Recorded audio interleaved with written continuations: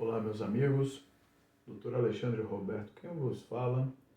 Eu trago hoje o assunto sobre a revisão da vida toda. Muitos de nós ouvimos por meio dos meios noticiários, TV, jornal, revistas, falando sobre a revisão da vida toda. Pois bem, em que consiste essa revisão da vida toda?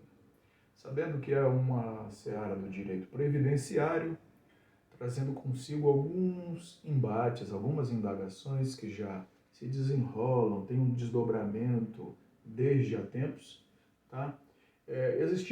Existiam algumas questões constitucionais ou inconstitucionais, digamos assim, que estava sendo alvo de alguns questionamentos no judiciário. Pois bem, já visto que a Constituição Federal, no artigo 97, traz consigo a cláusula de reserva de plenário. E essa cláusula de reserva de plenário, ela diz que há um órgão, um plenário para julgar algumas questões de ações diretas de inconstitucionalidades. E no artigo 103 da própria Constituição nos traz os legitimados para o que venha fazer a propositura de uma ADI. E um partido político com representação no Congresso Nacional, ele trouxe acerca das questões da revisão da vida toda. Porque o PBC, o período básico de cálculo, fazendo o cômputo para a aferição do seu benefício, ele tem um marco temporal desde julho de 1994 em diante. Por quê? Porque é um marco temporal, é o advento do plano real.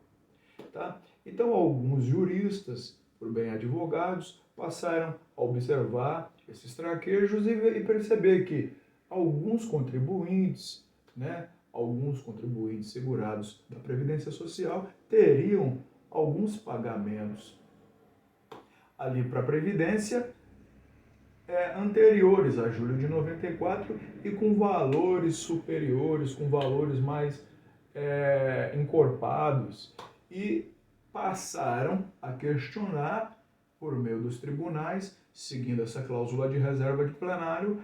Porém, todavia, entretanto, esses julgamentos apenas surtiam efeito inter partes, ou seja, era um controle difuso de constitucionalidade de modo concreto, no qual produzia efeito subjetivo, direito inter partes. Todavia, para que houvesse uma decisão erga omnes, uma decisão encorpada para todos os segurados dentro do plano da Previdência Social, do regime geral da Previdência Social, teria que ter o julgamento pelo STF e pelo plenário do STF, e cumpre aqui lembrar que o quórum que traz a Constituição Federal é de maioria absoluta, ou seja, todos os integrantes do STF, do Supremo Tribunal Federal, deveriam estar presentes e ali deveria haver a votação favorável de 50% mais um. Ou seja, já que o Supremo Tribunal Federal tem 11 ministros,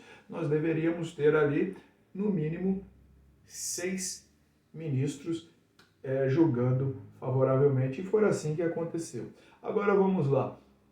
E diante desse advento, desse julgamento da revisão da vida toda, aqueles segurados que nos anos anteriores a 94, mais precisamente julho de 94, que tiveram contribuições mais vultosas, esses segurados eles têm a possibilidade de recalcularem seus benefícios dentro do prazo prescricional também, conforme diz a Lei 8.213, também de 10 anos, para que haja a possibilidade de fazer uma revisão desse seu salário de benefício e assim poder encorpar, colocar um valor maior para ser percebido, monetariamente falando. Essa é a revisão da vida toda. Talvez você tenha a possibilidade de ter esse benefício, de ter essa revisão e fazer com que o seu salário de benefício ele seja